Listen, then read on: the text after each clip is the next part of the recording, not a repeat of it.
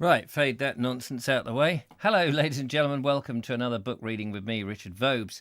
It's the 6th of November 2020. It's 4 o'clock, and we are reading Lift Luck on Southern Roads by Tickner Edwards. I hope we are live and that you can actually see and hear me and all of that. We are going to be reading, I forget what chapter it is now. Chapter 10 is what we're going to be reading in a moment. Blimey, seen lots of people out there, which is fantastic. Thank you very much. Good afternoon to the lovely Julia. Good afternoon to TurboStream, to John F. He says he's just heard that Geoffrey Palmer has died. Oh, that's a shame. He was in Butterflies, wasn't he? TurboStream says, yes, apparently that's true. The allotment channel says, I've got a packet of chocolate digestives, a pot of tea for the reading. Tomorrow I'm planning on going out to film a local history video and finding my own lift luck, but on the southeast London roads. Good luck with that, Sean. Linda Kane says, good afternoon, just making a cuppa. That's marvellous. I've got a pack... Oh, I've just read that. He said that twice, I think. Good afternoon, Steve G. and Philip Hammond and Mary. Good afternoon to you. Justin Jones. Hello, Richard and everybody else. I've just made some sweet mince meat for Christmas. Sounds lovely. I'll be over. Turbo Stream is all mine are crispy. Okay. Lee Lawson. Everyone's got their cups of tea. And today I haven't got a cup of tea. What a shame. Clint Brook, hello to you from the Stiper Stones. Must get up to the Stiper Stones again. I love it up there. And who else have we got? Billabong O'Neill, good afternoon from sunny South Lincolnshire. It was a lovely sunny morning down here in... I'm just looking to see if it's gone a bit white now, but it was a lovely warm-ish. There's a big ish there. Sunny morning. I did go out filming this morning. And I had issues. One with a microphone that decided to not work. So that was very irritating. And now I have to buy another microphone. It's the lead. It's just in the plug. But these days, you can't just get a soldering iron and repair these things. I mean, I can if I can, but it's just sometimes it's just easier to go and buy another bloody thing and just have it in the post. So I've had to do that. And I was having trouble with my gimbal when I was filming. Excuse me. And so that caused me a lot of stress because I was trying to film this and then people were turning up where I was and it was getting busy with dog walkers and other walkers. And I just wanted to shout at them to all go away. I tried to sort my problems out. Anyway, so I dare say that I will stumble and fluff all the way through this reading because it just seems to be one of those days today, but I will do my best. Just curled up on the settee with the dogs listening, says Clint. Marvellous, how lucky. And have you got the fire in the hearth blazing? I've got my great big jumper on because I am cold today. I haven't lit anything, and I've got to try and set up for the Vogue show, cooking in the kitchen. It's going to be bedlam. Anyway, chapter 10, let's crack on. The art of asking the way, through the pine wood, stalking big game, on the miller's wagon to Storton, landlordism and nature, Bristol Cross, first glimpse of the Wiltshire Downs, the inn at Kilmington, the master butcher, through Dairyland, sheep bell music, a cry in the night, and difficulties at Monton, Deverill. That's what's lined up in today's chapter. Let's see if any of that stands up to scrutiny, as they say, The way in which Pinky and Perky do astride of Boris when they give their false declaration of the COVID stuff. Sorry, did I say something political? I'm not really supposed to do that in this show. Right, here we go. Wading, so just to remind ourselves, starts launching into it. Where were we? He was, I can't even remember where he was now. He'd been on that god-awful traction engine, hadn't he? And he got off that, and I limped to the end of that, and he was just plodding along, I think, trying to find somewhere to stay for the night. Wadding along through the red leaf shallows, I presently came upon a cottage set a little way back in the shade of the wood, and knocked at the door to obtain a direction. Cottage front doors never open at first knock. It seems to reach no human ear. Its only effect is on the furniture. You hear chairs softly sliding to walls. A table leg utters a shrill scroop or two. Perhaps a cupboard door creeps open, and a duster sets up a tinkling among the best china within, or a broom may make a hasty, flourishing survey of the floor. When these sounds have died away, but not before, it is time to knock again. And now your summons has a surprisingly quick result, for the door usually flies open at the first tap, discovering your upraised knuckles poised in mid-air opposite the civil, inquiring face of the cottager's lady. On this occasion it was a young woman who answered the door, a buxom, rosy-cheeked wench, whose facial outline was as near to a complete arc as I have ever beheld human visage. She listened to me with eyes and mouth formed into a smaller yet perfect circle. "Storton?" she repeatedly asked helplessly. "I'd be sure I can't tell thee." And then, with a sort of happy gasp, "Oh, there's father. Father'll know. He's been sitting there under yonder tree." I went across to the old smock-frocked man. He was sitting in the sunshine on a chair with his legs in a box, tucked in comfortably with a blanket. He seemed very old, but quite cheerful and communicative, and deaf as the tree under which he sheltered.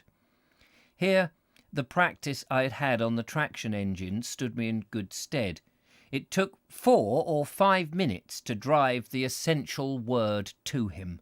Oh, aye, Storton," he piped at length, and thereupon recited to me a whole epic of complicated local information.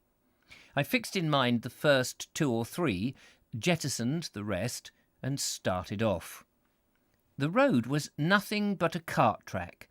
It wound across a clearing, haunted by screeching jays, then plunged down a hillside so thickly covered with firs that I could scarce see the hands of my watch in the sudden darkness. It was like going down the shaft of a mine, but in a minute or two I made out a patch of vivid sunlight below me where the lane broke cover, and presently I came out upon the marshy stretch of land ringed with dense woods. There my eye was immediately caught by a patch of moving pink, which, on a closer view, turned out to be a magnificent Wiltshire sow. She was grubbing about for acorns on the edge of the wood, her great ears brought forward to shield her from the sun. I had never seen such a huge pig. She stood as high as a donkey, was as broad as her length, and her vast, quaking udders almost dragged on the turf as she wheezed discontentedly along, complaining, as I judged, of an annoying scarcity of provender. I got my camera ready and silently crept in her wake, for her portrait would have been a gem in any gallery of beauty. But it was not to be. I had hardly won within 10 yards of her when she pricked up one ear high enough to afford a view of what was brewing. Evidently she understood the whole business and decided to thwart it, for she immediately turned her broad back and marched rudely off. I tracked her down steadily, and when she stopped a few yards farther on, I made ready again for a shot. But before I could level the camera, she had turned once more, leaving me nothing to photograph but a great rosy rotundity with a twitching knot of a tail in it. Despairing of making a picturesque composition from this point of view, I manoeuvred again and again. For half an hour or more I followed her about in her boggy domain, but she out-generalled me every time. The nearer I got to her, the farther she contrived to keep me from my purpose. At last I gave it up in disgust, savagely heaved a clod of earth at the jade, and went forward on my road. At the next farmhouse, I asked the way again for Storton, and happening to mention my encounter with the sow, the farmer looked alarmed and gravely shook his head. "Why, 'tis lucky," said he, "as ye hereby tell out. Man alive, didn't you know the danger you ran? Why, 'tis the merest chance as she hasn't eaten you." A few minutes more brought me out into the open country again, and in sight of one of those most beautiful prospects in the whole journey. A mill hummed by the lane side, and away between the wooded hills, ablaze with autumn colours, stretched a vast lake, blue as the sky above, and populous with every kind of waterfowl. I made friends with the miller, for he and his man were loading up a waggon with sacks of flour, and I had walked far enough. The miller told me that this was New Lake, and that Storton lay but a few miles beyond. The waggon, he added, was going through there, and if I cared to ride, I was very welcome. To this he subjoined some further information, not much to my liking.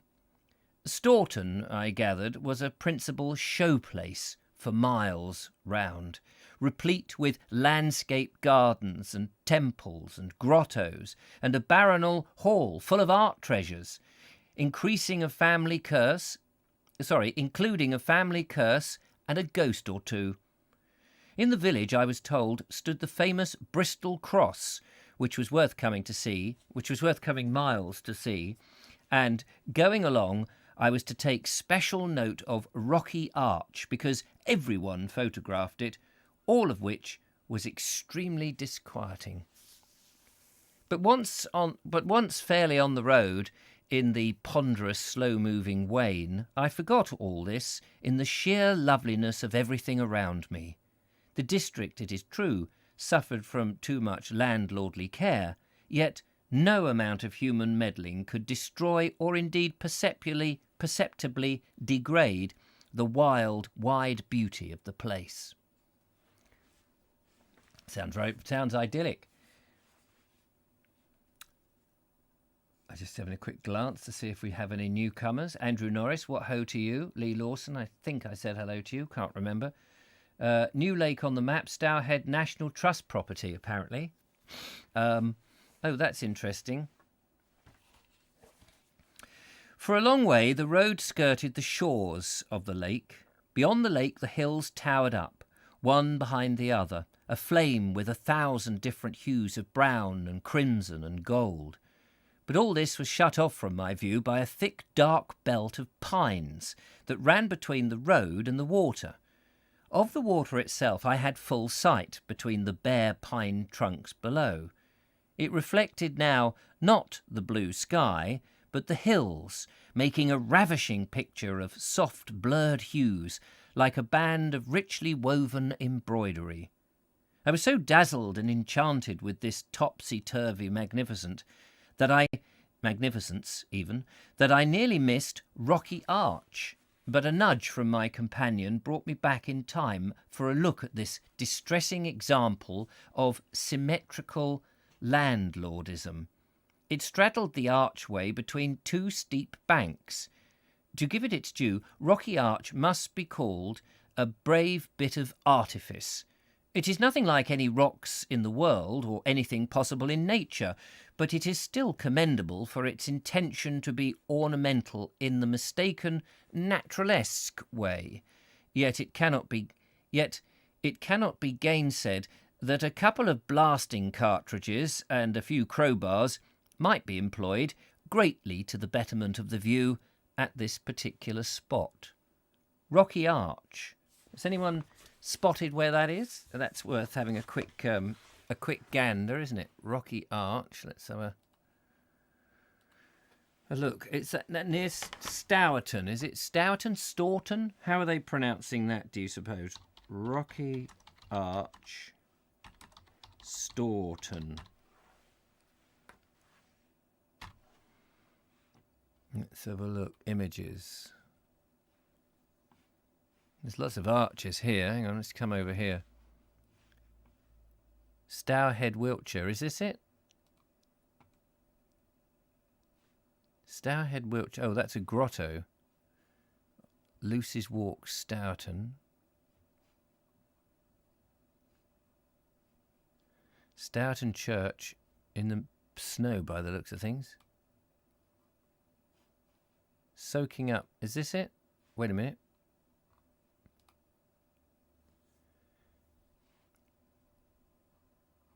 Where'd it go? Is that the? Is that what it is? New lake on the map, Stourhead National Trust property. How about that? That must be the arch which is talking about that they rode through. Okay, I got it. Je comprende, pa. Whatever.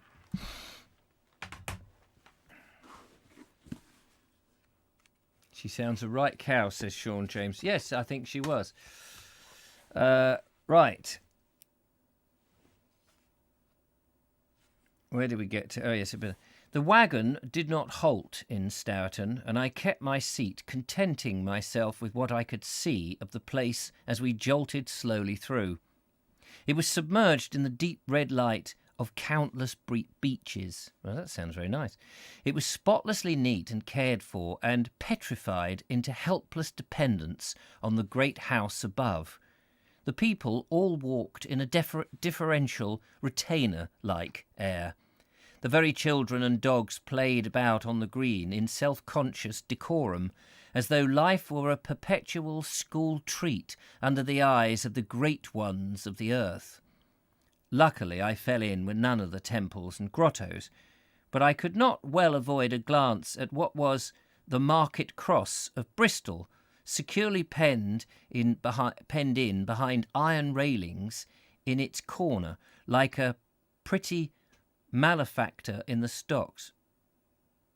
I was told that Bristol itself possessed a beautiful copy of its sequestrated property, and was well content. But if that be fact, well, so much the worse for Bristol, and no more can be said. What's this Bristol Cross? What is that then? Is that like Market Cross? Let's have a look, see if we can find that. Bristol Cross in Stourton. Bristol Cross. Oh, it's like one of the Eleanor crosses, isn't it?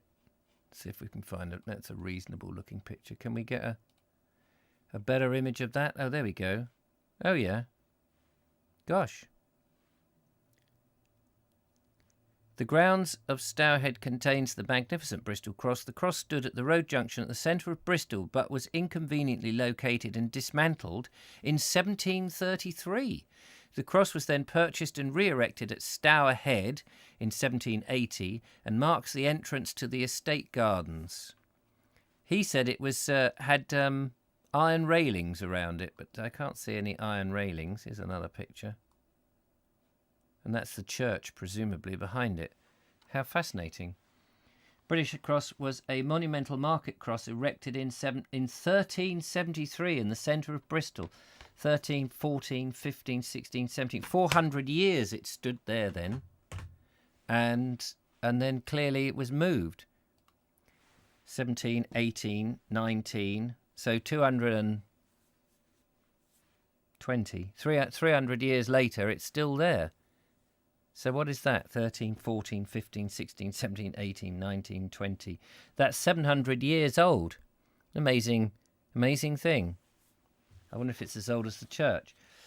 Built in decorated Gothic style on the site of an earlier Anglo-Saxon cross to commemorate the granting of a charter by Edward III to make Bristol a county separate from Somerset and Gloucestershire. Oh, is it really? Bristol is a county. A medieval space rocket. Absolutely. Unfortunately, they didn't have any medieval rocket fuel, which is why it's still on the launch pad. That makes perfect sense to me. Probably removed the railings in the Second World War. Yes, and actually, probably better without them, to be fair. They were, what were they? Victorian railings, probably. A lot of probablys there. Probably a good thing not to say probably again. Directly we were clear of Stourt and deep sunk in its ocean of ruddy leaves, the character of the country entirely changed. The rich timberland was left behind. We got into a network of open lanes with the billowing green expanse of the downs rising and filling the landscape to the far horizon. I'd be interested to know if those fir trees that he spoke about on the route down there are still there, or whether they've got rid of them since, whether they've been felled in the last 110 years. That would be interesting. I had never yet set eyes on the Wiltshire Downs, and as a Sussex Highlander, I studied them with a critical eye. They differed very considerably from my own homeland. The hills were longer, with abruptly rounded ends, and were set wide apart. The Sussex Downs huddled close together, every hill shouldering its fellow into the skies. But these downs of Wiltshire had none of this accumulative soaring effect. Each long shoal back stood aloof from its neighbour, and though many of them were of commanding height, the intervening stretches of green valley were so level and so wide that all sensation of continuity was lost. They seemed to me more like isolated hills set at random in the great plain and dividing it up into a sort of crazy quilt of pastures. So I must remember that next time I go down to Carl, if the very lovely Dubai dozen lets me stay in his abode again, I must remember that it's a sort of crazy quilt of pastures all round there. I did stay down there. The miller's wagon took me as far as Kilmington and dropped me there at a comfortable inn. It was evidently a well-used house of call, for half a dozen vehicles of various kinds were drawn up outside, and the little parlour was full of company. There were 3 draymen with their dinners in their laps, and one of the famous double-handed Wiltshire beer mugs, made for boon companionship, on the trestle between them. Famous double-handed Wiltshire beer mug. Is that a thing? And what does it look like? A double hand. Let's see if we can find a picture of one of those. I'm sorry to keep stopping. I'm sure it's a nuisance. Let's go back here. Hang on a minute. Nothing is just to hand, is it? Right, that was that place. I want to get out of there. What did we say it was? Oh, where is my space? Oh, where is my double-handed Wiltshire beer mug? Double-handed Wilt.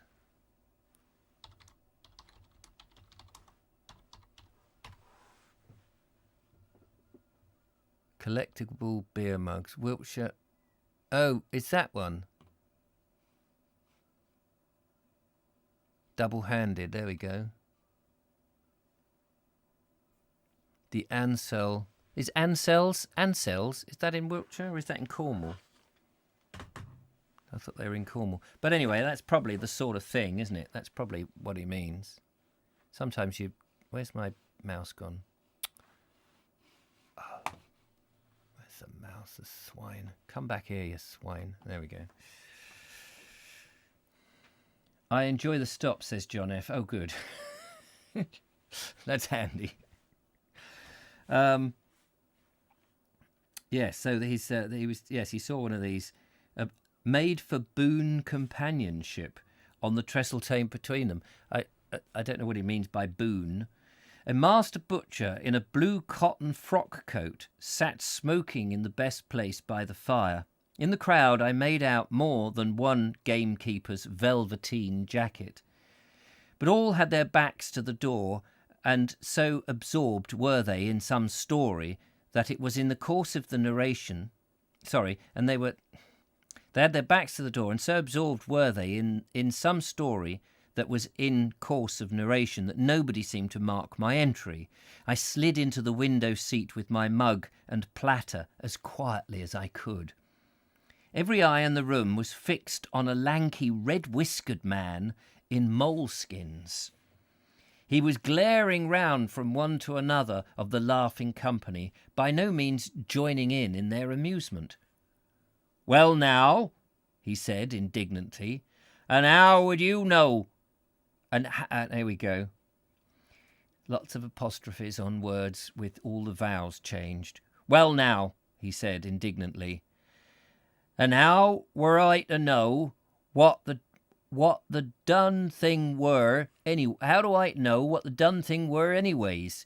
You'd have been just as frightened as me, Jack, I tell ye, for all your grins and grimaces. There were lying on the floor a clicking and a gurgling, and the blamed train a flying along 100 mile a minute, as I swear on the book. I reached down and I felt un, and were as hot as blazes. I reckoned 'twould go off directly, and a blow we all the kingdom come, hengine and all, if I didn't do nothing. And what was there to do? But what I was ups to do's pretty sharp, I tell you. But what I ups and does was done pretty sharply. Law, when 'twere all over, how bad did I feel for sure, and never a drop of drink to be had till us gets to Salisbury, and then 'twere 4 o'clock in the morning." My goodness, did you understand any of that? Is it about an engine that it was about to blow or something? He stopped short, for his wandering eye had detected my presence. Everyone else immediately looked in my direction. In the dead silence, I felt speech incumbent upon me. "What was it, then, that frightened you so?" I asked, as casually as possible.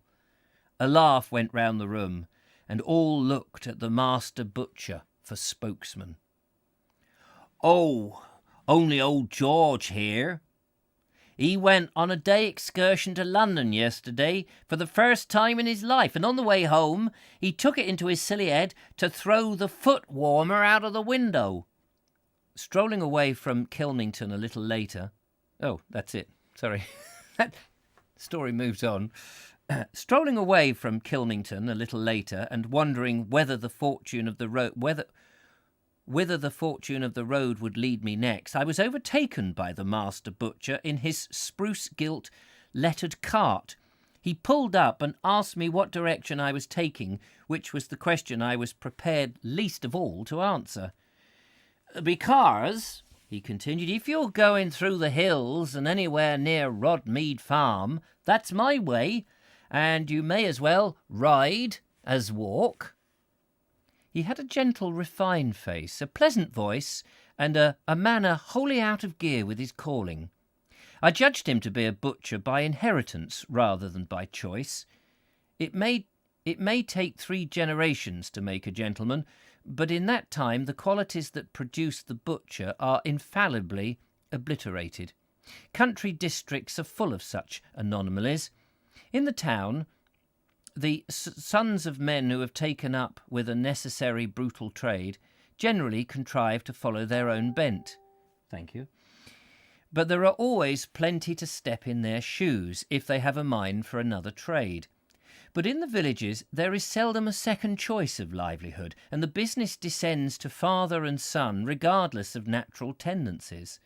The like conditions prevail in nearly all country trades, not admitting the ecclesiastical.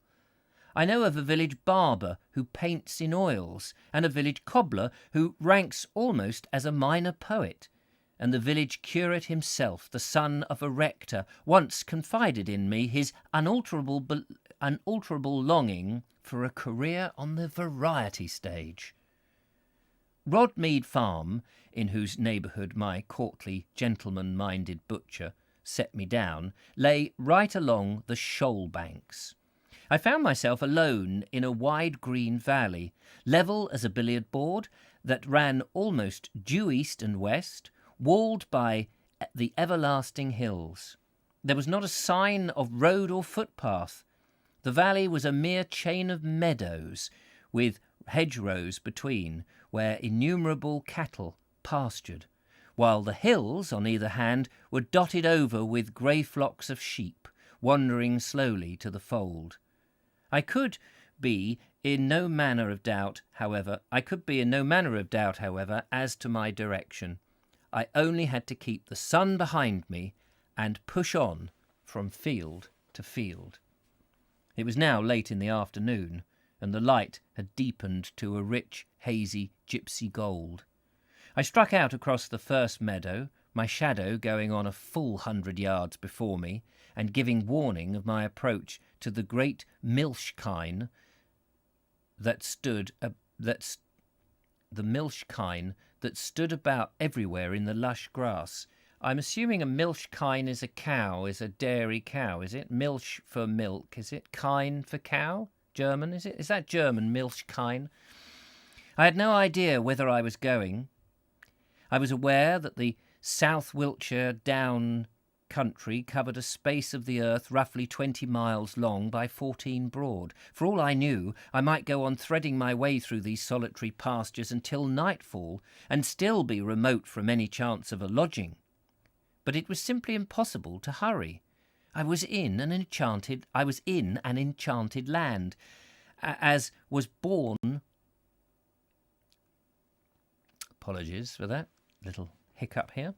I was in an enchanted land, as was borne in upon me at the first silent step on the yielding sward. I could not even pursue a straight, unchecked course. I must needs wind about from one meadow corner to another, and sit a while on every gate I came to, lost in a sort of tranquil ecstasy at all I heard and saw. The level light grew mistier with every moment, and took on a ruddier tinge.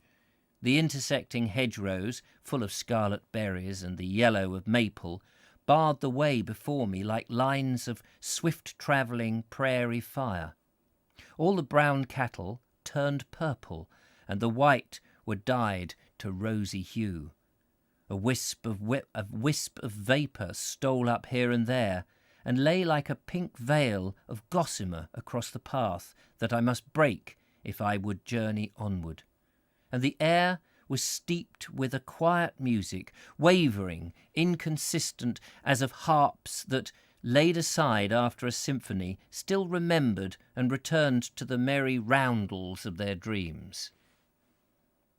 It was deep dusk before I had traversed the last field in that elf-haunted valley, and all the way this sheep-bell music kept with me step by step. Its quality varied curiously. Now it died down to a mere tingling note, and now burst into a melody, a hurry of sweet sound, wonderfully like the gladness of purling water. Sometimes it came from the side, sometimes from the other. But it never ceased for a moment. It seemed that for every blade of grass in the whole dim solitude about me there must be a note of music struck somewhere high up on those twilight-shrouded hills. At last, when I could scarce make out the shapes of the cattle standing knee-deep in the mist, I stumbled upon a track. Gradually it broadened into a rutty, grass-grown lane, and this presently gave upon a road, glimmering white and ghost-like in the first pallor of the new risen moon. I pushed forward for a mile or two, through what seemed almost uninhabitable country.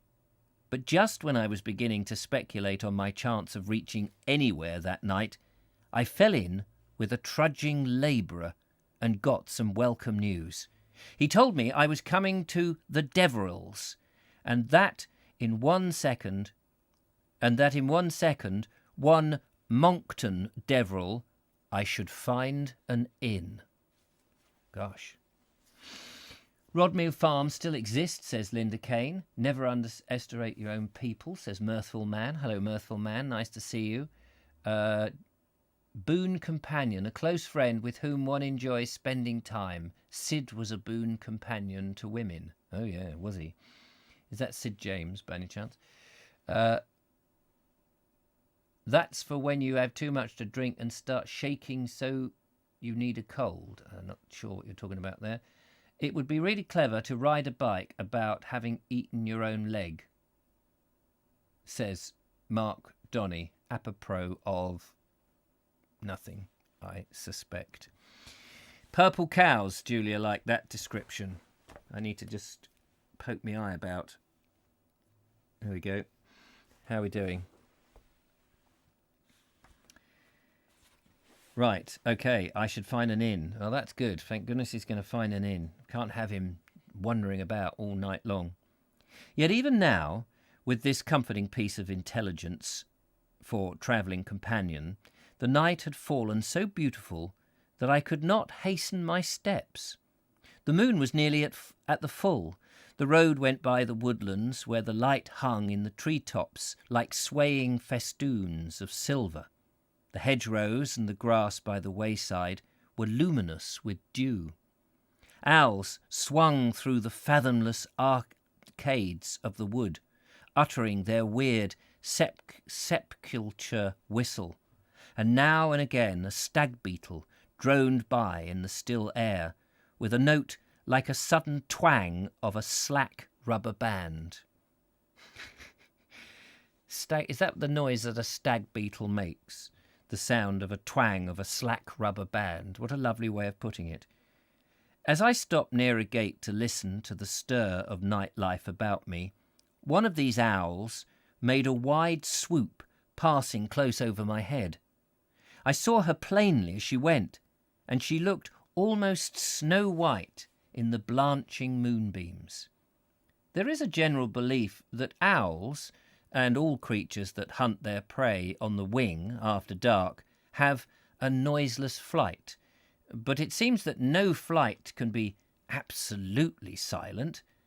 The downy wing coverts of the owl may serve to muffle the stroke of the flight feathers, but they do not silence them. Even the bats that propel themselves by means of naked membranous veins set up a low rhythmic vibration of the air as they flicker to and fro. And this owl, as I stood in the deep black shadow of the wood, made a distinct musical throbbing sound, clearly audible in the hush of the night. I watched her for several minutes, beating up and down between the hedges that flanked the lane at this point. She did not call now, and this struck me as singular, because I had always believed that the hollow note of an owl was given forth at intervals during these hunting forays. Quite voicelessly she passed and repassed. Then, a little way down the lane, where she was momentarily out of view, a shrill, choking cry rent the grey darkness. Again it rasped out, but this time more feebly. The thought had hardly flashed through my head that the owl must have found her quarry at last, when I caught the stealthy beat of her wings again, and saw her coming straight for the gate. On the broad rail, within a few yards of where I stood, she came to rest. She had some wretched thing, a bird as far as I could make out, in her grasp. She held its body down on the rail with one claw, and there, before my eyes, set work to disembowel it with her cruel beak. The whole work of butchery was done within a deliberation and sure science that revolted me dimly, uncertainly, The whole work of butchery was done with a deliberation and sure science that revolted me, dimly and uncertainly as I could follow its details. Then, leaving the offal on the rail, she swooped off again, flying straight for the wood, but this time charging the air with her low, intermittent note. As I went off, the white serenity of the night seemed befouled with the real horror of what I had witnessed. One of the hardiest things to understand in nature is her construction by deconstruction. her construction by destruction, her grisly interplay of life and death. Monton Deverill proved much farther off than the plodding rustic had led me to believe. His mile was nearer 3, but at last I made out a twinkle of lights ahead and caught the steady clang of an anvil on a faint night breeze. There may have been a score of cottages in Monton, but it looked pathetically small and defenceless, like a child lost in the hills. I judged it to be of a general timidity. Is that right? Timidity. I judged it to... Can I just do it all like that? It'd be so much easier. I judged it to be of a general timidity and rather afraid of the dark, for I met no one in the village street. And at the inn I was to feel this curious local atmosphere of apprehension more decidedly still. On my request for hospitality, the landlady was plunged into painful doubt and confusion. "Excuse me, sir," she said at length. "Excuse me for asking such a thing, but won't it be dangerous taking you in, sir? Will it? You do hear tell of such dreadful things happening with strangers in lonely houses?" And there was her stalwart son, regarding me over her shoulder and looking quite capable of dealing with any two of my calibre. However, I soon managed to overcome her hesitancy, and in 10 minutes was snug before a comfortable fire and a good meal. Now, earlier, didn't he say that he didn't stay at another inn, that he stayed in cottages all the way from there on in? And here he is in the inn, staying there. He lies, I think. He lies. We're at 1642, and that was the end of that chapter. Good afternoon, Mark. Donny MacLeod, says the lovely Julia. I think that's who she's saying it to. It would be clever to ride a bike. I read that. Good afternoon. All the famous country... the famous country mile. Yes, indeed. Right, chapter 11. We'll give this a little bit of a try. I don't know that we will get right the way through it in 18 minutes, but we'll give it a go. I apologise. I'm fluffing up a lot today. I've had a stressed morning, and I'm stressing myself out a bit more now, trying to get this right. Chapter 11. Monton, the next morning, did not bear out the hasty opinion I had formed of it overnight. All its timidity was gone with the darkness. It revealed itself now as a sturdy, compact little place, holding up its head bravely in the midst of an environment which seemed to me inexpressibly bleak and austere. It lay among the hills as in the pleat of green coverlid. A few tall elms stood about it, in which the north-east wind moaned under a grey sky, bringing down a constant dribble of yellow leaves.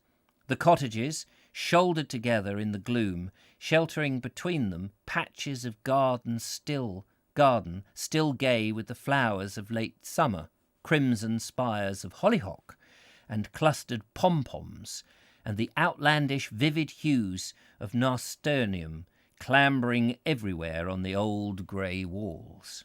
Nice to see hollyhocks getting a mention.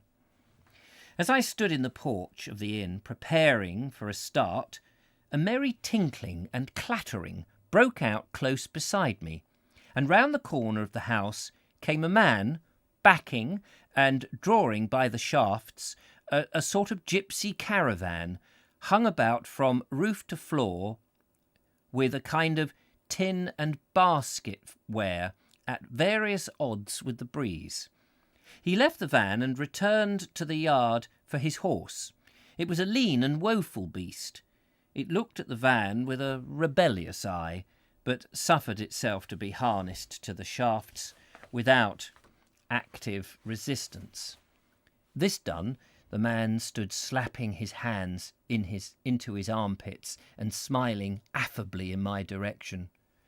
"A real right nippy morning," quote he. And now he breathed upon his fingers. "Plate rack and me, we can't abide the cold." Plate rack, is that the name of his horse? Blimey. He looked affectionately at the horse, and then laughed oily, secret laugh that bespoke the covert humorist. He was a gypsy without doubt. He was also a dandy in his way, for he wore a black velveteen coat of rakish cut, a blue neckerchief, painfully bright in colour, and had silver rings to his ears. Painfully bright in colour. That's a lovely term, isn't it? Gosh, that shirt, it's just painfully bright in colour. I love it. I wish I could remember all these blooming turns of phrases. From under the brim of his hat, shining corkscrew curls struck out all round, and I noticed a distinct resemblance between the profile of his dark olive face and that of Plate Rack, who was perhaps a shade the handsomer of the two. He accepted a fill of my pouch, and we soon got to talk. That presumably is his tobacco then. "A heartist, likely," he hazarded. "What? A heartist, likely? But no, not in this year bare country. Shouldn't wonder now as you're travelling just for your health." I told him what I was doing and how I was doing it. His business instinct woke up immediately. "Why, now, what odds as you tries a mile or two along with me?" "Lord, 'tis lucky. 'Tis your very own road, right through the Deverils and on to Haytesbury, and then around about to, well, maybe you be going to Warminster?" Sorry, my accent is dreadful as I'm trying to decipher this strange dialogue and the way it's written. "'Tis your very own road, right through the Deverils and on to Haytesbury, and then round about to, but maybe as you won't be going nigh Warminster, because this is quite old English as well, as this is 110 years old, so sometimes it's sort of like, oh, okay, that's how you've constructed your sentence, and I'm reading this blind. I fell in with his instruction, and whereupon we had a brisk but perfectly friendly set to as terms. In the end, however, I closed with him for a shilling an hour, and took my seat on a pile of wool mats just inside the open door at the back of the van, where I was snugly sheltered from the wind. The gypsy got up front, and Plate Rack started off at an easy 3 miles an hour. I was not long in making a welcome discovery about the weather. From the window of the inn, as I sat there at breakfast, all the world had looked glum out of heart desolate. But once out in the open, I saw what a complete illusion had been this indoor view of things. To the eye, even now, there was but a flat lane winding between stunted hedgerows, the monotonous round of hills, and a firmament of driving grey cloud, marked here and there by a plover or hovering kestrel. Yet the prevailing note of the morning was really one of intense cheerfulness. While the caravan kept on the march, all extraneous music was drowned in the noise made by our cargo, a soft clang of the tinware and the rustling tattoo of the baskets and wooden goods. But directly the van stopped, which it did at every cottage on the way, a veritable feu de joie broke upon us. The sheep bells were tolling, the larks singing, thrushes corralled in the hedgerows. The deep voices of the threshing mills droned luxuriously among the hills. Even the sighing of the wind took on a mirthful, rollicking note, and the little wayside streams with which the district was rife added an incessant, clear undertone to add to the rest. My perch in the doorway of the caravan made an ideal vantage point. All downland villages abound in a certain subtle quality which artists call character, and these Wiltshire Deverils seemed to possess it in a marked degree. They were all very much alike, clusters of grey flint cottages with thatched roofs and bright nooks of garden, set about the lofty trees, and they were all alike in manner of this peculiar quality, an unerring harmony of line and fitness. Sorry, let me just read that again. Every now and again I'm reading, but I'm sort of not taking in the actual substance of the sentence, and so you suddenly go, I know I'm reading and I'm thinking about how it's said rather than what it's saying, and that's a bad no-no when you're trying to read it to others, because you're trying to interpret it, if you see what I mean. Anyway, about these houses, they were all very much alike, clusters of grey flint cottages with thatched roofs and bright nooks of garden, set about with lofty trees, and they were all alike in manner of this peculiar quality, an unerring harmony of line and fitness, and a sober, almost sombre beauty. See, makes more sense when I read it properly. It is easy to use the accepted technical term for a widely recognised condition, but unless also the idea can be passed from mind to mind by the vehicle of everyday language, it remains but an esotericism,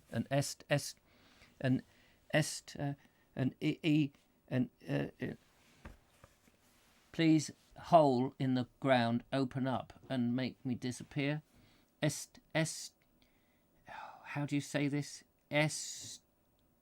Esoterism, esotericism. I know the word and I can hear other people say it, but it's not a word I would normally use myself because I'm not familiar with it, and so therefore I can't pronounce it, which is stupid because I can hear it in my head, but I can't get my mouth to say it. Why is that? It's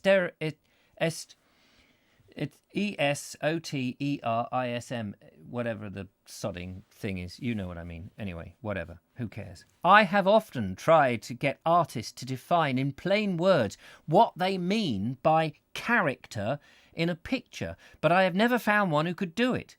Their tribal eloquence invariably fails at this test. They will put before you numberless examples of the thing from their work, or point it out to you a dozen times in a morning's ramble, but a description of it, an exact scientific terms, appears to be beyond their ken. Look at that. That's got character. Well, what is it? What is it that makes it got character? Tell me, what is it exactly? I'm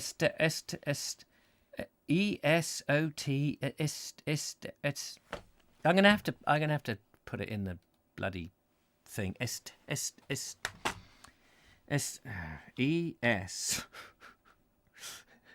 You're all shouting it at me. I know you are. I know you're shouting it at me. You bastards. Just leave me alone. I'm doing my best, you swines. Esoterism. Estoranthum.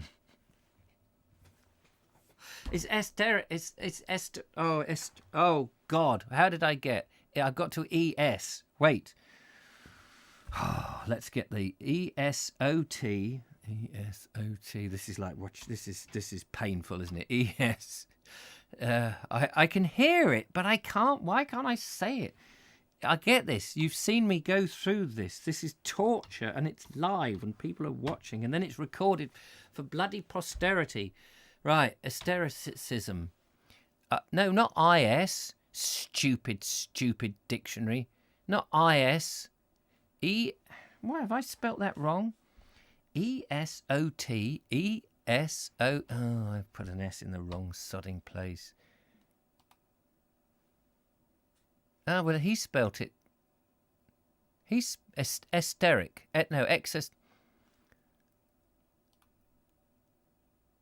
Why is that different? Estericism. Why have you put a C in? Has it changed its spelling? He's got ESOT,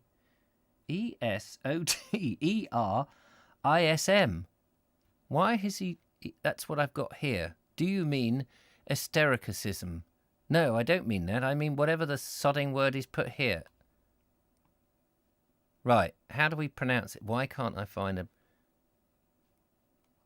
There must be somebody somewhere. Esoteric. It's esoteric, isn't it? Esotericism. Is it esotericism? Esoteric. We're running out of time now. Thank you. I can't find a sodding thing to tell me how esotericism. I don't bloody care anymore. I don't bloody care. And we've not come to the end of this. Oh my giddy aunt, this is so embarrassing. Anyway, tell me whether that is character. Is that character? Esotericism. Oh, you see, you spelt it, Edward Moulding, you spelt it different to him. Esotericism is a more commonly, Linda Kane knows. Esotericism is a state or quality of being esoteric, obscure and only understood or intended by those who understand by a small number of people with special and perhaps secret knowledge. Esotericism, says the lovely Julia. Julia, record it on WhatsApp and I can play it in. Esotericism is whatever the stupid sodding word is. Right, we nearly. I got to find a. Maybe that's the best place to stop. Really.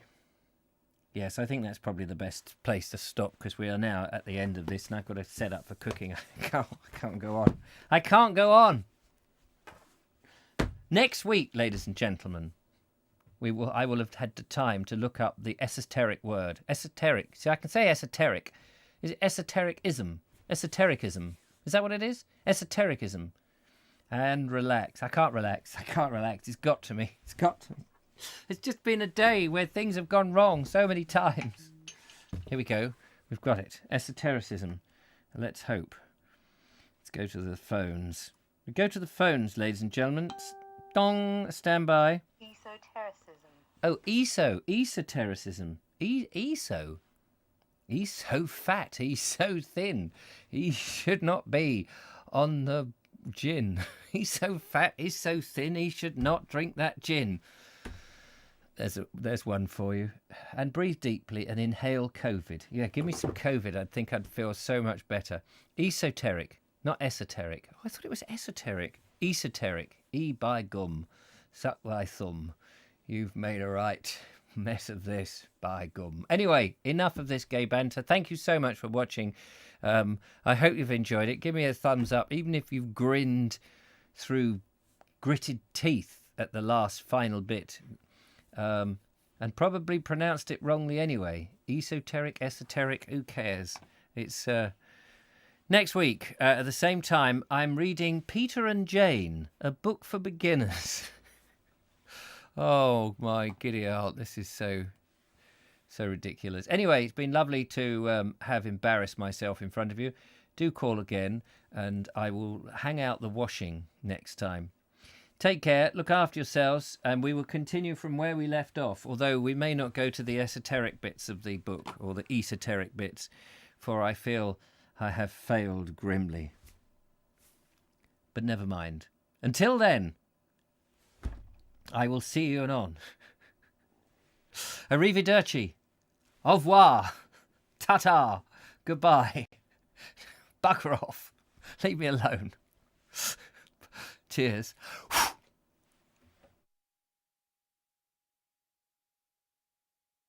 We'll see you anon. Arrivederci. Au revoir. Ta-ta. Goodbye.